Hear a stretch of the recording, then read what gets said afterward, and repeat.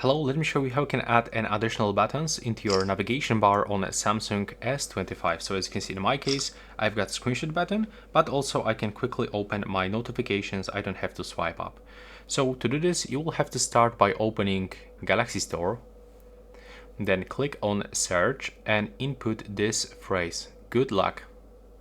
You have to get this application on your Samsung S25, and once you actually download it, you will have to just open it. Now, as you can see, you will have to go into this plugins and search for NavStar. You have to just open it and turn it on, then select new configuration, and right here go into button layout, select add buttons, and here you can pick any buttons that you want. You can actually get two buttons, and you can add two additional buttons into your current layout. There's actually no way to add more than two. And once you actually finish, you have to click done, go back, click cancel and tap save right here.